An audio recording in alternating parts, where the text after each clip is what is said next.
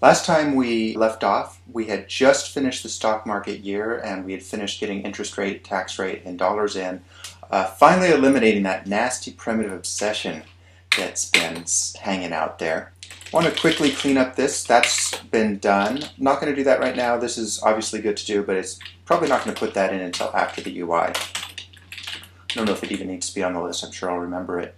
This one real quick. I think that for right now it's okay to withdraw more than the starting balance. That's a bigger question. It's really about it. Once we run out of money in one account, we need to take money from a different account. And since we only have one type of account right now, I think that's just fine. So that's it for the middle layer of the application, the domain layer, for now. What I want to do is create a vertical slice. So I want to create a really bare bones application that does everything from UI to persistence. If that's a database or something else, I don't know yet. That actually works, even if it doesn't solve all the problems I need it to solve.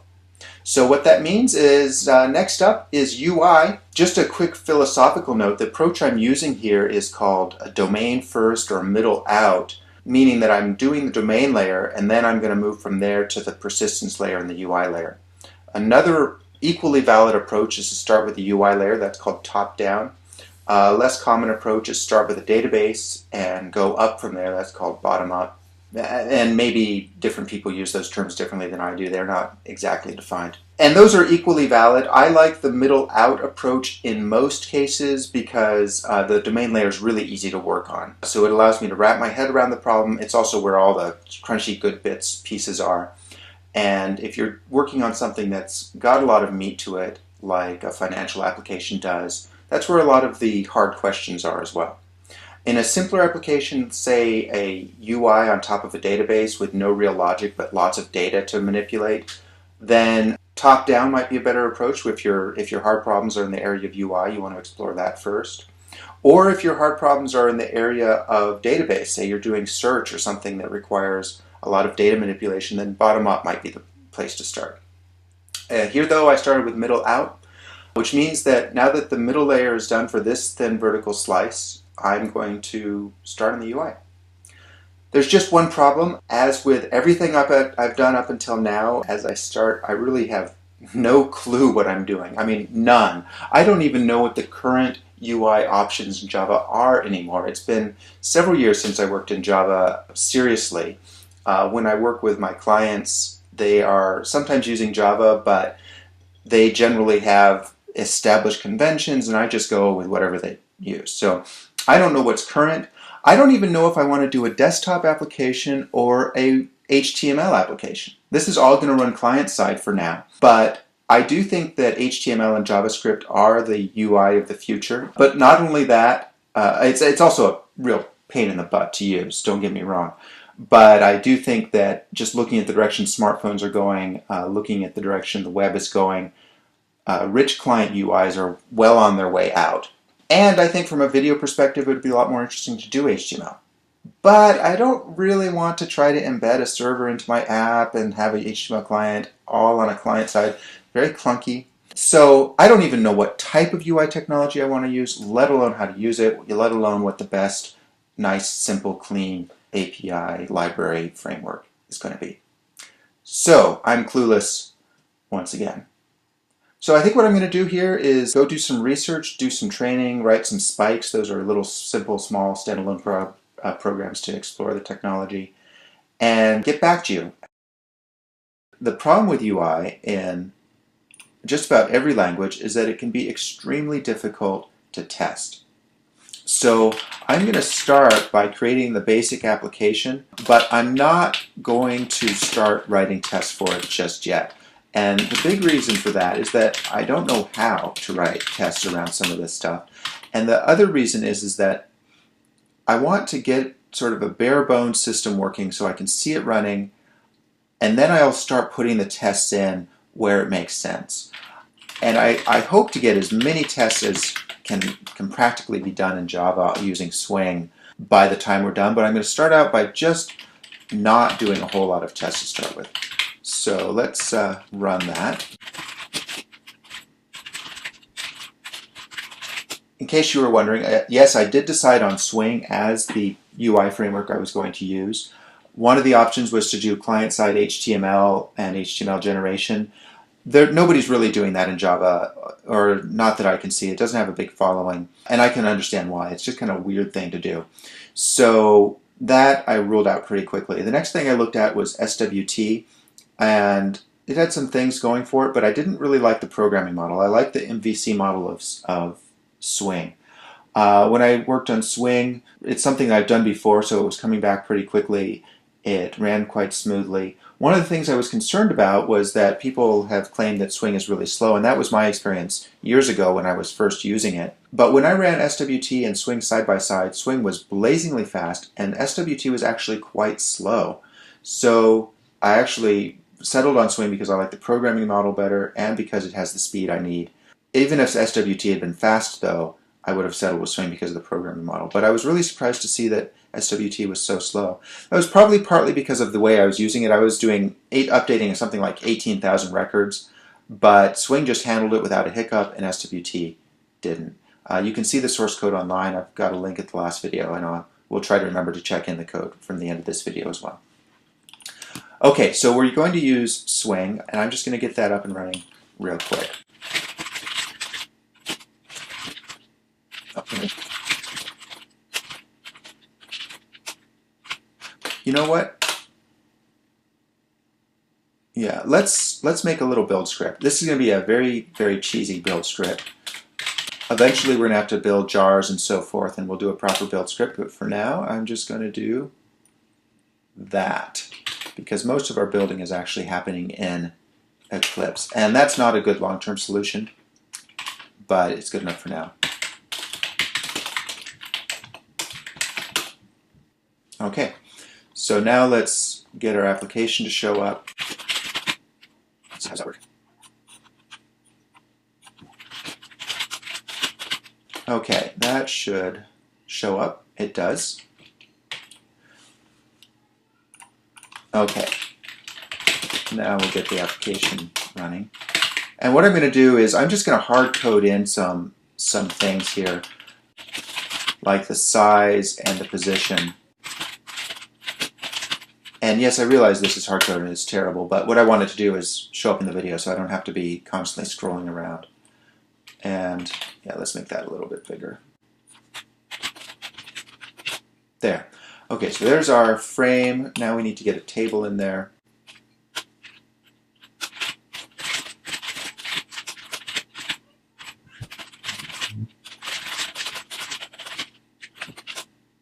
Okay, so that should be our table. And let's go ahead and just get a real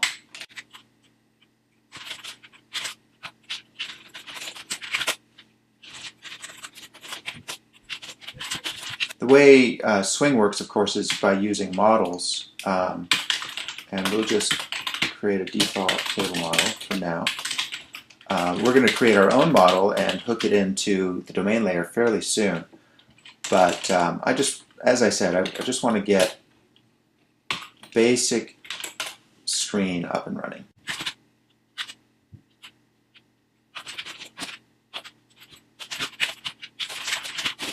Okay, and let's go ahead and like that. Okay, there's our column titles. That's all good. And let's go ahead and add a row.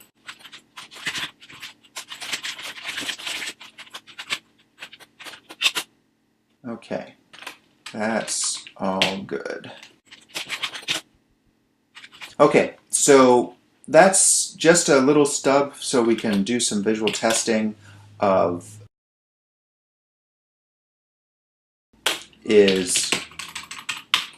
I'm going to create my own model class, and because that's completely divorced from the UI, it has methods on it that the UI uses, but it doesn't hook into any of the UI components or anything like that. That's something that can be completely test driven, and that's a real advantage of the Swing model that I like a lot, and it's going to allow us to do a lot of work without having to worry about how do you test all of this stuff while actually making changes in the UI and seeing the testing happening. But we still need to be able to desk check it to make sure that my understanding of how all the stuff fits together is working properly and so forth. Now what I'd like to do is get rid of default table model and replace it with our own model.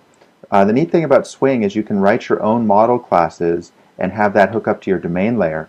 And you can actually do that without relying on the connecting to the UI at all, which means it's very easy to test that code, which is really important. One of the open questions I have is whether or not the table model should just connect to an existing, say, stock market account class, or whether the model should just manage all of the years itself. I'm not sure how I want that to work, but we will see. So now let's get this hooked up to the model.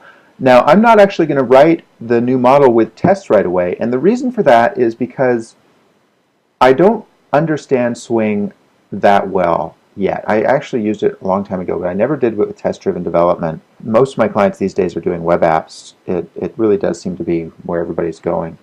And the ones that are doing rich client stuff are typically using .NET. So I haven't done Swing with test-driven development ever, I think. So since I haven't done Swing with test-driven development before, I'm not entirely sure how it works. And because it's actually more expensive to write something with test-driven development in the short term than not, I will tend to use spikes or just untested code to verify I understand something before I go to the expense of writing the test on it. And then I will replace that code with tested code. So let's go ahead and do that. So I'm going to start out by just writing a little stock market table model. I could do this as a standalone spike, but I want to hook it into my actual stub UI. Let's have that extend abstract table model, and let's hook that into the application.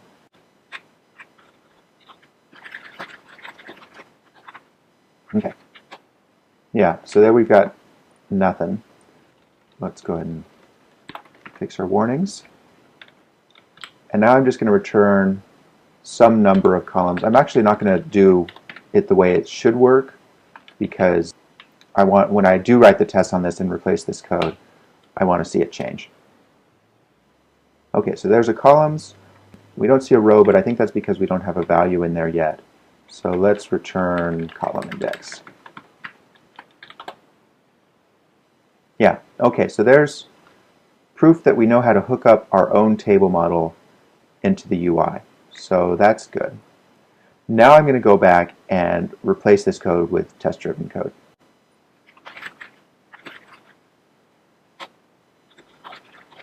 And I think what I'd like to do first is I want to get these columns done properly. So let's start with that.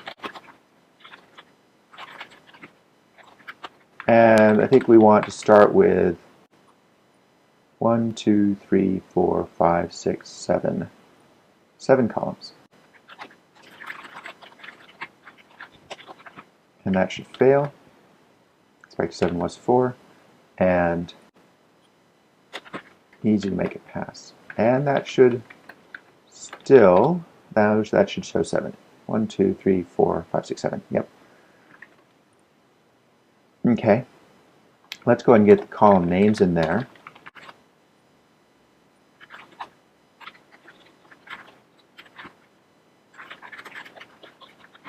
That should fail.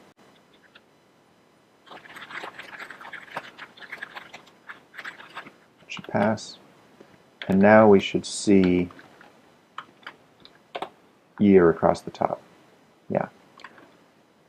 It's important to do this desk checking because you just can't be certain. Test-driven development is really good at confirming that you've programmed what you intended to program, but it cannot tell you if your understanding of the situation is correct. So if I misunderstood how getColumnName worked, perhaps in Swing it didn't actually set the column name, it did something else. If I misunderstood that, test-driven development wouldn't help me. It says that it says I'm supposed to return year from that method, and I am returning year from that method. So I have to do the desk check to make sure that my core understandings are correct. And this is even true in the domain model, although you didn't see me do it there. In the domain model on a real Agile team, you'll do your desk check with your domain experts. So when I was not certain, when I was doing stuff like taxes and compound tax rate and all that stuff, I should have been running it by a real domain expert, except I don't have one here. But that kind of desk checking should be happening all the time. Test-driven development is great at making sure that as a programmer, you've programmed what you think you're programming, and you've done that correctly, but it cannot tell you if you're correct in your assumptions. It can't validate your assumptions. It just says you programmed your assumptions like you intended to, which is great. I mean, that's a huge step forward. It's the difference between compilers telling you when there are syntax errors and just crashing. So I mean, it's a huge advantage to know when you've made an error in your your basic programming, but it cannot correct your judgment. So that's why it's important to do other checks as well as the TDD. So let's continue on. We want starting balance, and that should fail.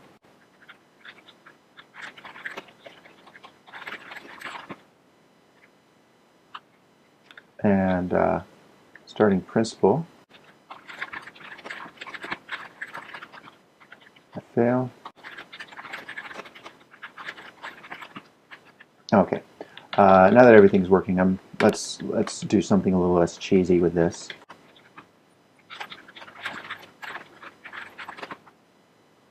That's working just fine.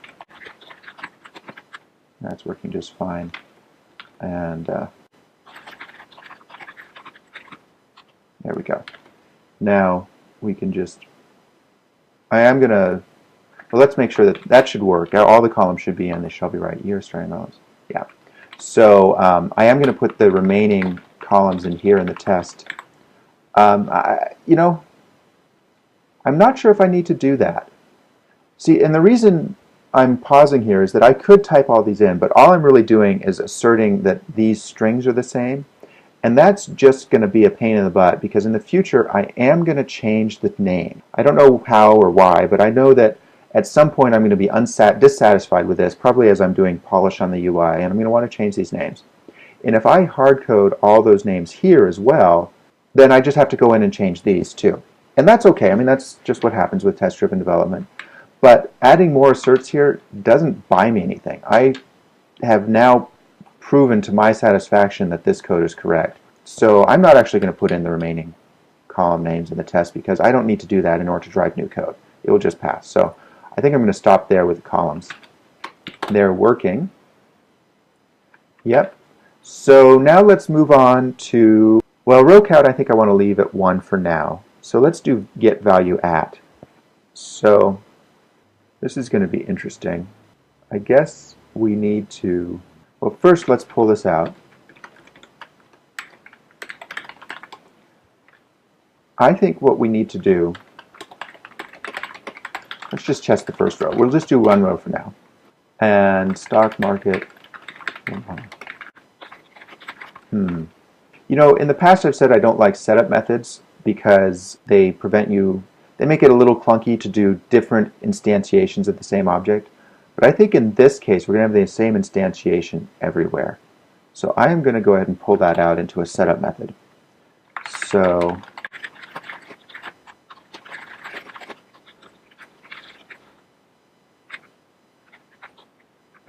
that should still work. Oh, it doesn't. What am I doing wrong? We've got an aliasing problem here. Let's do that. Okay. But first I'm going to get rid of that hello world. It's bugging me. So let's get rid of that. Yeah, okay. So let's get the table model, the first row of the table model working right. And I think what we want to do is I want to have the year, well, let's just say it's 2010, and we're going to need a starting principal and a starting balance. So the starting principal will be 10,000, and the starting balance, or starting balance will be 10,000, starting principal will be 7,000. And then that is going to show up, I want to see that show up here, and then we'll get to this in a moment. So let's just start with the year. And it occurs to me that maybe this year should not be a primitive. It probably should not be a primitive. So that's something for us to consider.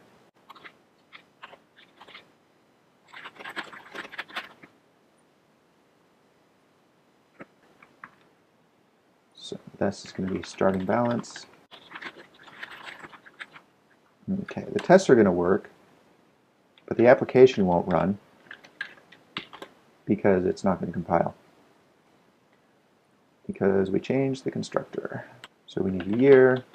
And this is all just stub code. This is just so I can do my desk checks. So we will come back and fix this at some point. We may be limited in how much TDD we can do on this code because it is heavy UI code, and UI code usually is very hard to test. Fortunately, with Swing, we're kind of avoiding the problem by working in the models. And yes, that's cheating, and yes, that's how it works. You cheat your way to success. You just take off small pieces of the problem, sneak up on it over and over again until there's hardly anything left, and what there is left is really easy. So yes, I am avoiding all the hard questions, and that's intentional. So first row, I guess what we want to do is we want to assert that the first row here is going to be, well, the first value is going to be 2010. Get value at 0, 0. Okay, that fails, expected 2010. We can just return 2010 to start with. That work. And I should see that show up, yeah, all the way across the board. Excellent. So now let's return the actual year.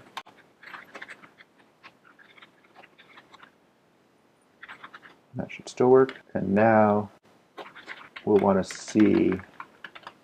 Now I'm returning dollars. I'm planning on checking that we've got a dollars here, but I'm not sure how that's going to work with the model. So I know you can return an object, but I'm not sure how it will render. So we'll have to see. I think maybe it will just call toString on whatever we've got. Anyway, that's going to fail because we're not returning it.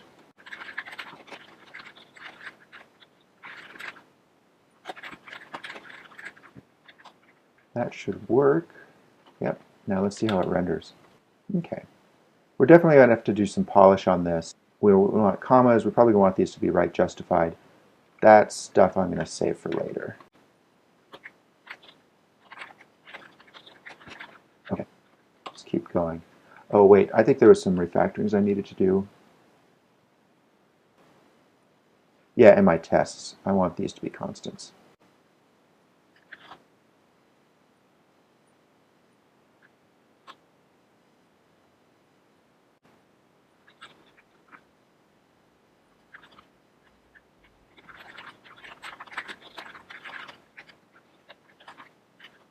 Okay, that fails as I would expect.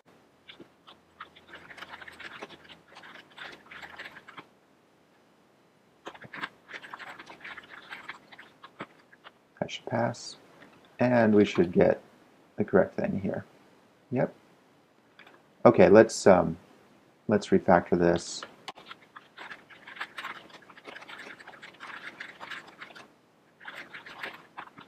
And I'm going to set the default case to just return a blank for now. That's really not good enough. That's enough to make the test pass. What I want this to do is fail fast. I want to have this throw a little exception, because if this default case ever gets called, that means that this code is wrong or something's wrong somewhere. So need to fail fast.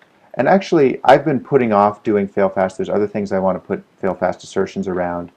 And I've been putting that off because I don't think that code's going to be super interesting from a video perspective, and if I wasn't doing the videos, I probably would have written it by now. It's sort of simple, dumb code, but it would take, a good 5-10 minutes to write, which is a whole episode. So I might do it off camera, but it's interesting enough to be worth doing, but I want to make more progress, which is why I haven't done it yet. So we'll come back to that, probably when we're doing cleanup on this code. Finally get that in. Okay, let's get the rest of this. Now this, unlike this, which was just a bunch of hardcode strings, I actually do want to put in all of the values I expect here, because there's real code behind that. It's not just a list of strings. By the way, for this, I could have had the assertion use the same constant here, but that would have meant I was recoding this test, or that code, in my test. And I try to avoid doing that, because what I'd be saying is assert equals constant 0, model.column name 0. I try to avoid doing that because you want to express what you're checking in your test differently than the way you express it in your production code. If you do it the same way in both cases, you're not testing your code. You're just duplicating yourself. The reason test-driven development works is because you say it one way here and a different way here, which means that it's more likely that if you made a mistake that they won't match. But if you do the same thing the exact same way each time, then it's not going to provide a lot of value. So I really try to avoid putting logic in my test code. I hard code everything so that, and I don't do loops and I don't do if statements unless I'm doing helper methods, so that I'm writing my concepts here differently than I'm writing my concepts here. Just like double entry bookkeeping, if they don't add up, if they don't match, I've made a mistake. Sometimes I've made a mistake in my test, sometimes I've made a mistake in my production code. But either way, I find the mistake. If I do it the same way each time, I'm just duplicating myself. It's just taking twice as much time to doing the same thing. Okay, moving on. Next, we need to get withdrawals. And we're not going to have any withdrawals, so let's just code that as 0. Okay, that should fail, yep. And now we need to do it right. I'm going to start by just returning a 0, so our test passed. But now I'm going to refactor. So I can't actually doing these variables was the wrong thing to do in terms of the long term. What I really need to do is to say, well, I don't have the year. Yeah, what I need to do is say the market year is equal to a new stock market year. And have that take the starting balance, starting principal.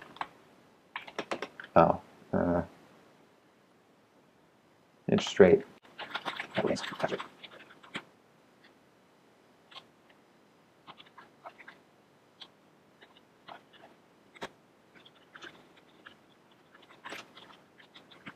Okay, that's going to fail all over the place. And let's go ahead and toss that into our application stub code as well. Okay, that should still all pass. Yep. Should still all run. Yep. Now, got our market year. Now I should be able to say, this isn't part of the market year, but this is.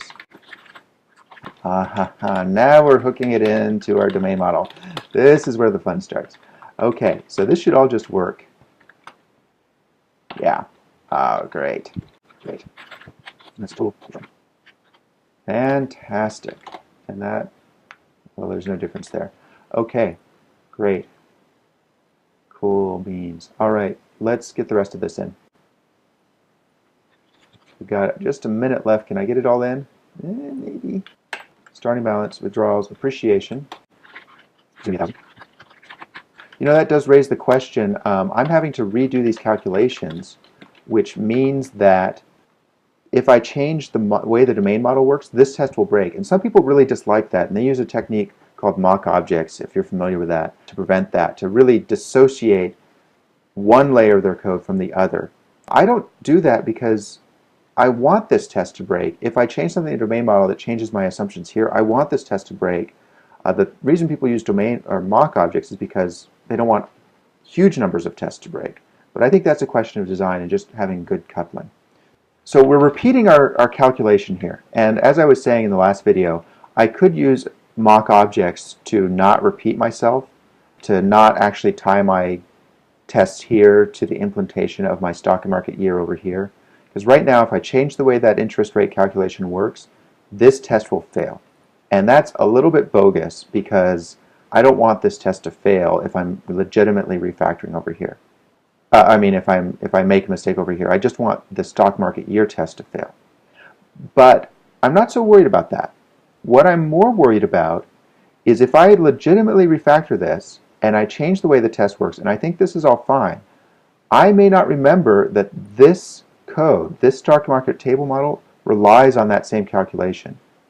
So when that happens, I don't mind if this fails. I kind of like it to fail. I'm not going to go out of my way to test absolutely everything all the way through because that just gets ridiculous and you do end up with too many failing tests. But I like having extra things fail to sort of help me see how things fit together. The problem arises when you've got everything failing because you change one thing over here and then you've got to spend a huge amount of time changing your tests somewhere else. We don't want that. But if that happens, I think that's a sign that you've got design problems. They have too much coupling, that you don't have clean interfaces. So I actually don't use mock objects very often. I tend to avoid them. It's the classicist mindset as opposed to the mockist mindset. Some people like to go top-down using mocks to drive the implementation as they go. I don't claim to understand that approach very well, but it's very popular. And I think the preeminent book describing that would be Steve Freeman. I believe it's Steve Freeman's book, Growing Object-Oriented Software Guided by Tests. I've heard very good things about that book, although I haven't read it yet myself. So if you want to see more about the mockist approach, which is more of a top-down approach that stubs out each layer using mocks, check out his book. Steve Freeman and Nat Price, of course, were the ones who invented the mock object technique. So they really know their stuff. I've used mocks before, never really gotten it. I need to read their book to understand how they do it. But I prefer not to use mocks. And if you don't understand what mocks are, no worries. I'm sure there will be an occasion where we actually do want to use them. So just keep watching. Okay, so this is failing. Oops, I did a little refactoring when I wasn't supposed to. Oops. All right, so return market year, and this should be, I called it appreciation, but here we call it interest earned. I think appreciation is probably more correct, so let's go ahead and change that. Now, by renaming this method here, I've now ensured that some of my stock market year tests have funky names, like they'll say interest earned instead of appreciation in some of their comments. And that's just the way it is. I'll fix it when I go into those tests again. Once your program gets to a certain size and you do these automated renames, your stuff gets out of whack. And that's why I try to avoid having the same name here as I have for my method names. It still happens, and it's just too much hassle to try to change your test names and your test descriptions every time you change something else. You just have to kind of rely on it still making enough sense when somebody else comes along. Okay, so let's get the rest of this going. Appreciation. Next is deposits. Well, we don't have deposits in our model, so let's take that out. We will get deposits in eventually, but they're not in there yet, and I don't feel like putting in a null or just hacking in a do-nothing method into the model. Okay, so after deposits, we're into balance. So the ending balance should be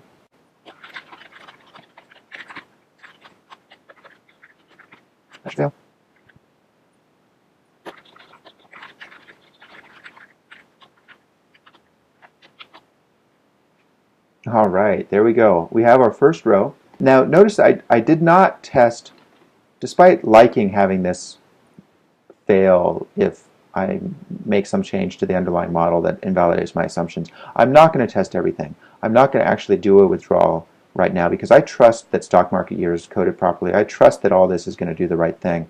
I don't need to test those calculations again. What I'm really doing is testing that it shows up in the model properly, and coincidentally verifying that I'm using that the model, if the model changes, that this will break. But that's not what I'm going for. It's just sort of a fringe benefit, and some people would call it a fringe detriment, but I think of it as a benefit. Okay, let's get multiple rows in. Let's actually call this one row, and this we'll call multiple rows. How many rows do we want? I think, because this is about predicting into the future and predicting into retirement, really what we need to do is go from now, this year, to when we're going to die, which is always kind of a fun little thought exercise, because the longer you live, the more money you need in retirement, which means the less money you have now. But you don't want to say you're going to die soon either. So, so let's say that for now we're just going to live 50 years. And I think what I want to do is say starting year and ending year.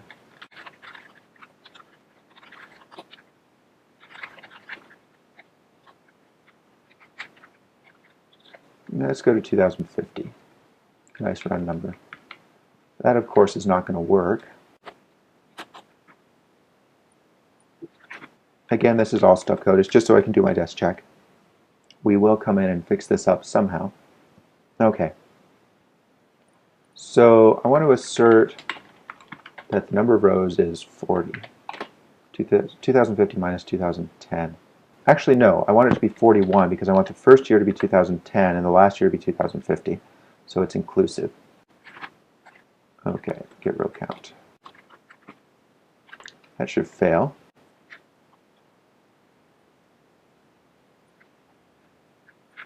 Hard code that. I mean, hard coding that's a little cheesy. The reason I do it is I want to get a green bar. And the reason for that is when you refactor, you can make mistakes that cause the test to fail. And you're not, at least I'm moving pretty quickly. I don't want to study the error messages every time. So I want to get a green bar before I refactor so that if I make a dumb mistake and it causes something else somewhere to fail, I'll see that red bar and I'll catch it right away. Now I do really small refactorings, and that's actually harder than it looks. It takes some practice. So the chances of me making those dumb mistakes is lower, but it still happens. And by having a green bar, if I've caused something to fail, I catch it right away. Whereas if I kept the red bar, I'd have to check the error message every time. Did I break something? Did I break something? This, I want to reduce the mental burden. Okay, I did not expect that to fail. Aha, see? That was not intentional, but that's exactly what I'm talking about. I may not have noticed if I had left that bar red. Okay, so that's working. And I think I want to assert that the first year, yes, I'm repeating myself here a little bit because I'm already testing this up here, but I think it makes the test read a little more clearly. So that should pass. And then the last year, because it's inclusive, that's a tricky little thing. You can get a fence post error. I want to assert that we're actually getting that last year. And that should fail. Yeah, expected 2050 was 2010.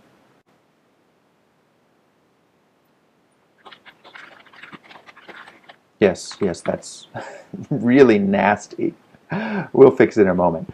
I want to just check that my assumptions are correct, though. So the first row should be 2010. Well, I guess we're not. That's not going to check anything. I need to see it go up by 1.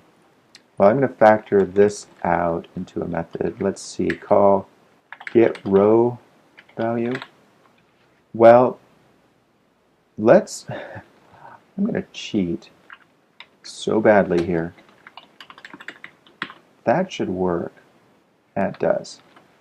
And that allows me to verify, do my desk check. Yep, there's our 2010, 2011, and it does stop at 2050. So I just wanted to make sure that because that is a weird little inclusion thing, I wanted to make sure I wasn't making any dumb mistakes. Oh good, it is read-only. Okay, that's just a polish thing. We're going to have to come back through here and, make it pretty and put lines down the sides and, alternating colors for the rows and so forth. Okay, so what do we need to do next? Well, clearly we need to assert something that's actually calculated. And I don't think I'm going to have a chance to get this in. I'll just get the test working. That should work. Yeah.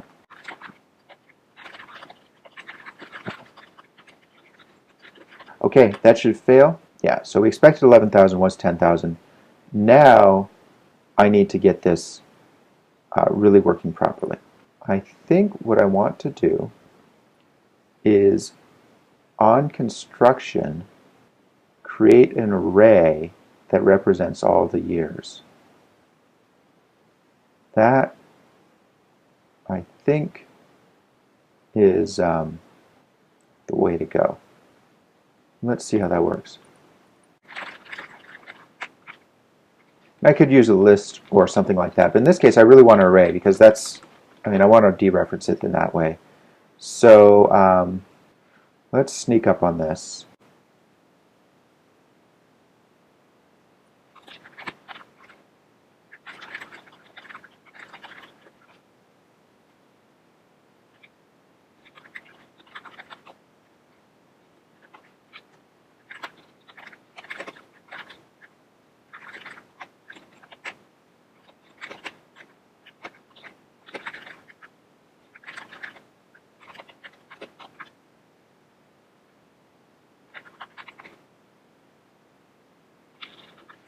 Sorry I'm not talking through this. I'm just sort of feeling my way through it. I'm just going to kind of take some guesses, and we'll see how it goes. This is somewhat of a big step, but it's really not that much code. So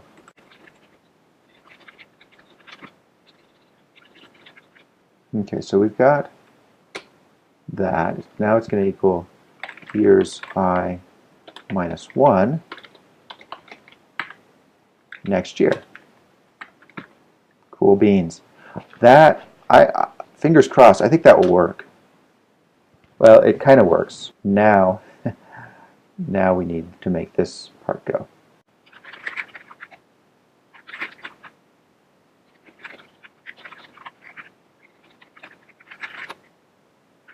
Okay, so the year is just going to be row index. Well, that might work. Ha! It works. Hallelujah.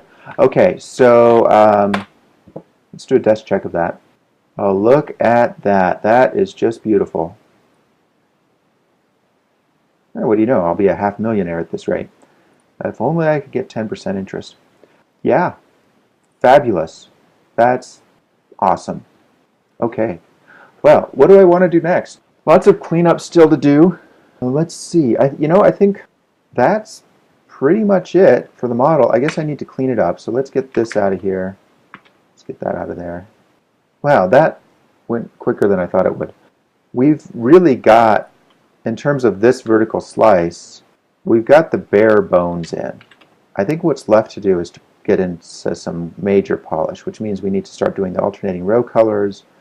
We need some input fields so that we can put in how many years we want to live and what our starting balance and starting principal ought to be. We need to get withdrawals in there.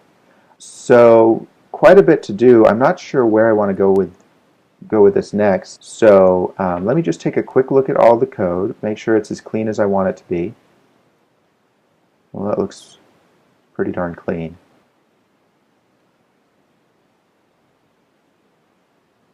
A little bit of duplication there, but I think that's okay.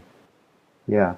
Now note I'm only checking the second row. I could check more rows, but I really have confidence that this works, that I programmed this correctly.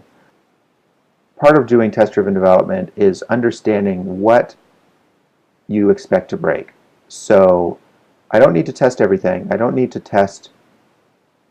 prove that it works. I need to push myself to write the code that I need to write with enough confidence in my own work that I think I've covered it. So somebody who is maybe a professional tester would probably go through and do more than this. But in test-driven development, we're not really trying to get everything covered. We're just trying to push the development of the code in a way that's rigorous. I don't know if that's clear or not. And I think I'm getting tired. So I'm going to stop here. And next time, I don't know, we will get into some polish of this stuff, I think, with any number of directions we could go. So thanks for watching, everybody, and I will see you next time.